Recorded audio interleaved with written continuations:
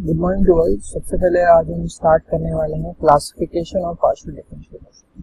सबसे पहले क्लासिफिकेशन और पार्शियल डिफरेंशियल इक्वेशन है जो पीडीई है हमारी, ये हमारी थोड़ी थ्योरी टाइप की है, मतलब थोड़ा सा समझना है थोड़ा सा, ठीक है। जो क्लासिफिकेशन और पार्शियल डिफरेंशियल इक्वेशन है वो हमारी कुछ 5 टाइप की क्लासिफिकेशन जो हम प्रैक्टिकल प्रॉब्लम यूज करते हैं। जैसे सबसे पहली चीज हमारी वेव इक्वेशन। वेव इक्वेशन जो आपकी है वहां पर पार्शियल डिफरेंशियल इक्वेशन, जैसे वेव इक्वेशन होती है हमारी del square u by del t square is equal to c square del square u by del x.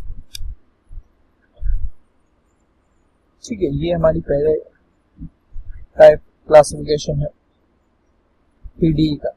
Second हमारा क्लासिफिकेशन है आपकी one dimensional heat flow equation. One dimensional heat flow, sorry, one dimensional heat flow. ये जो आपकी equation है ये कुछ ऐसी है, del you by del t is equal to c square del square u by del y. ठीक है। तीसरी आपकी जो इक्वेशन है वो 2D हीट फ्लो, ये है आपकी del square u by del t square plus del square u by del, sorry यहाँ पे आता है आपका x, del u square by del x square plus del y square is equal to 0। ये आपकी है 2D heat flow equation. Fourth equation है आपकी रेडियो इक्वेशन। रेडियो इक्वेशन ये कुछ इस तरह की इक्वेशन है आपकी, minus k del v by del x is equal to l del t by, sorry, del l by del, यहाँ पे आएगा आपका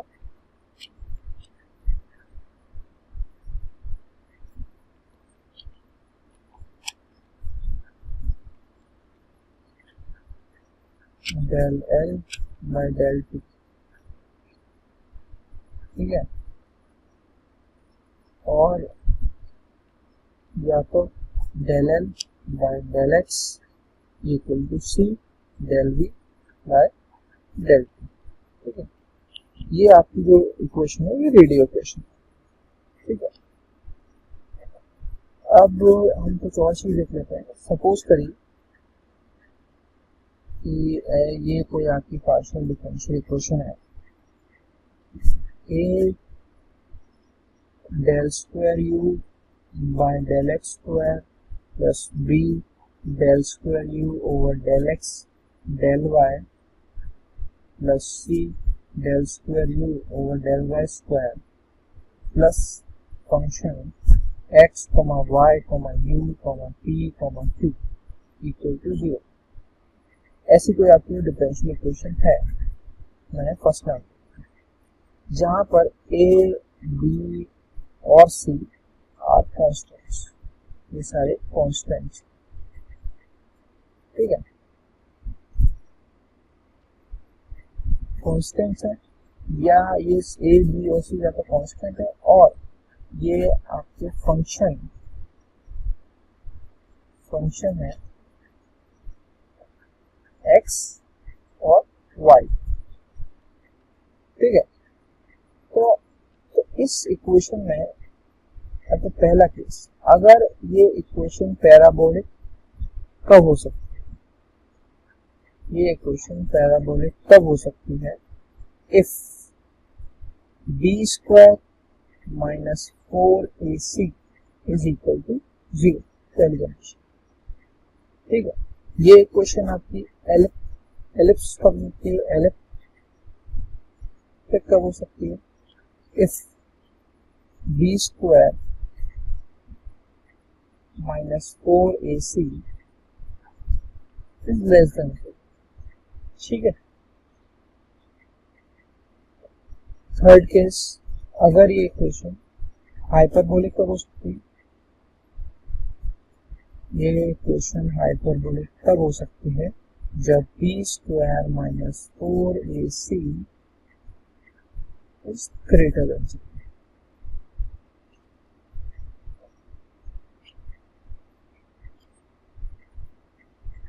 ठीक है। अब हम तीनों की बात करेंगे कि पैराबोलिक, एलिप्टिक और हाइपरबोलिक, थोड़ी सी बात करेंगे। तो सबसे पहले बात करते हैं हम पैराबोलिक।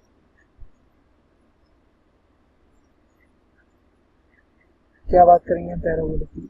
जो पैराबोलिक इक्वेशन है ये आपकी द 1D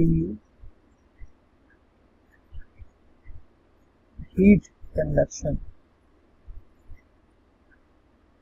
इक्वेशन जो है आपकी, यानी हीट फ्लो से आप कहते हैं, वो क्या इक्वेशन है आपकी?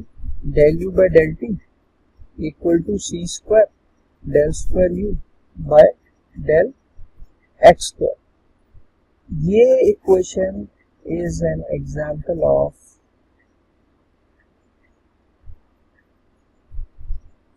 पीडीई। कौन सी पीडीई? पैराबोलिक।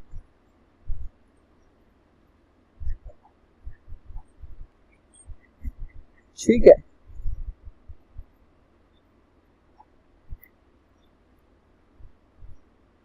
तो ये जो आप देख रहे थे ना one dimensional heat flow equation, ये भी एक पैराबोलिक टाइप।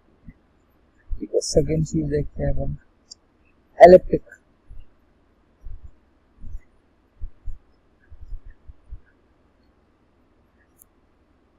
इसके क्या एग्जांपल्स हैं? तो जो आपकी 2D हीट फ्लो इक्वेशन है,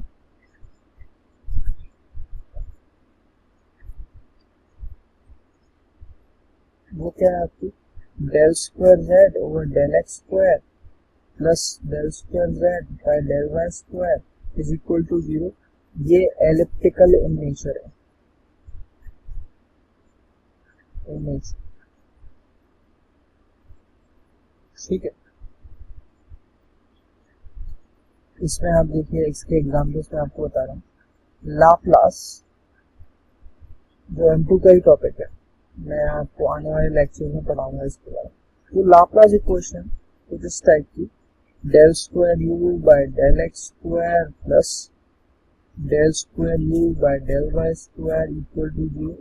ये भी आपकी एलिप्टिकल इक्वेशंस में है। ठीक है। और एक और इक्वेशन है इसमें, Poisson equation. Poisson equation, del square u by del x square plus del square u by del y square, ये भी आपकी एलिप्टिकल नेचर की। ठीक है। अब हम हाइपरबोलिक के बारे में बात करते हैं। हाइपरबोलिक,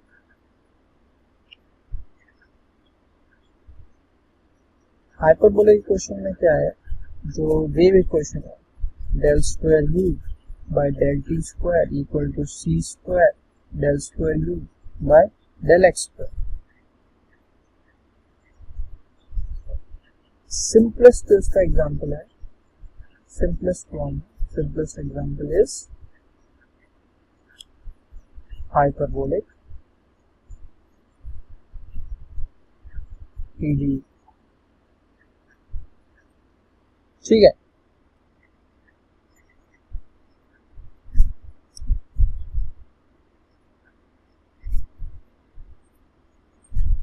चलिए अब हम देखते हैं, इसमें हम इक्वेशन से पहचानते हैं ये कौन सी इक्वेशन।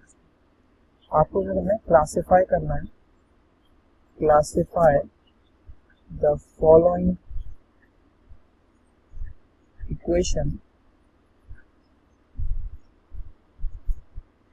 Equations, right. पहली आपकी इक्वेशन है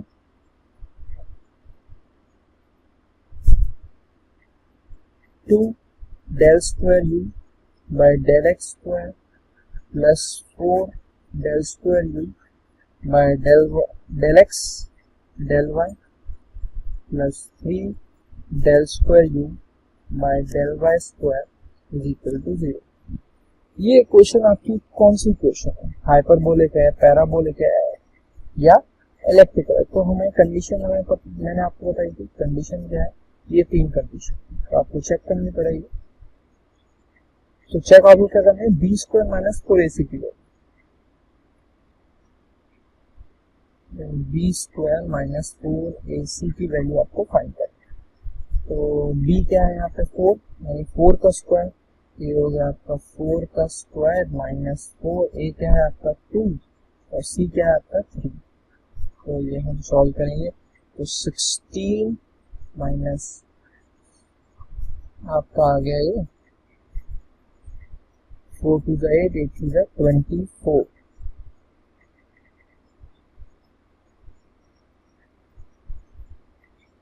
तो यानी माइनस की वैल्यू आ गई आपकी 8। तो ये यानी कम हो गई। अब कौन सा केस हम देखेंगे,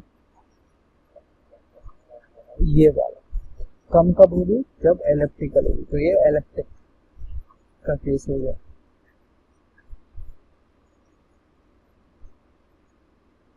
ठीक है, सेकंड हम देख लेते हैं। अगर इक्वेशन है आपकी del square u by del x square plus 4 del square u by del x del y plus 4 del square u by del y square equal to 0। तो इसमें देख लेते हैं बी स्क्वायर माइनस 4, तो बी स्क्वायर यानी 4 का square minus 4, ए यानी 1 और सी यानी 4। तो ये कितना हो गया आपका 16 माइनस 16 0। तो ये आपका हो गया पैराबोला, पैराबोला। ठीक है, एक इक्वेशन हम और देख लेते हैं।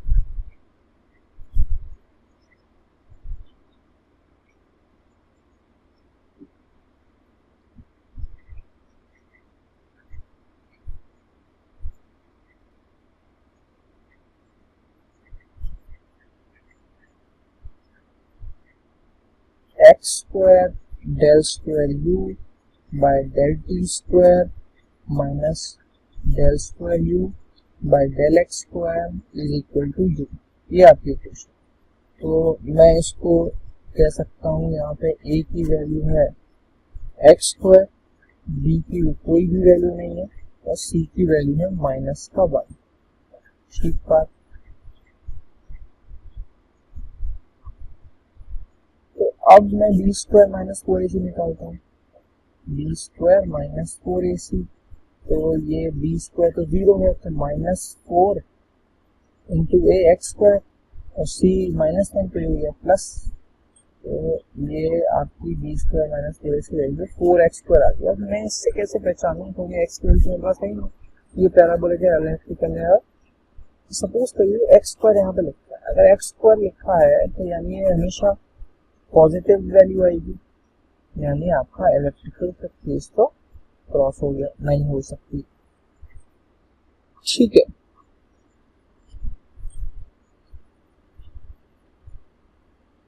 और अगर आपका x इक्वल टू 0 आता है अगर, तो ये 0 हो जाएगा, राइट। तो ये पैराबोलिक हो सकते हैं।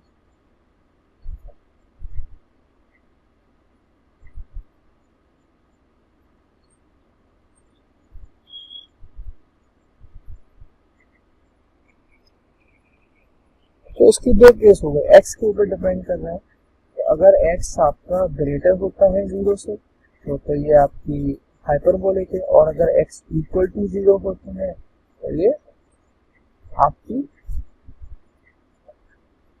पैराबोलिक है। अगर x की वैल्यू लेस देन भी होती है 0 से, तब भी आपकी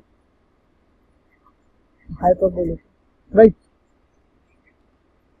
तो ये केस इस क्वेश्चन का बन रहा है। ठीक है,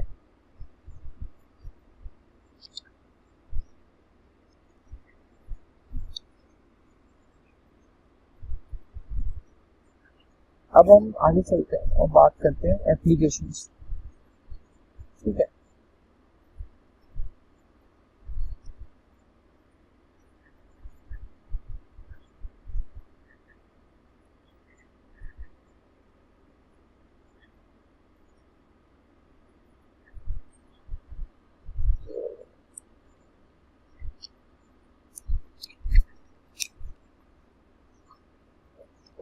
अब हम एप्लीकेशन की बात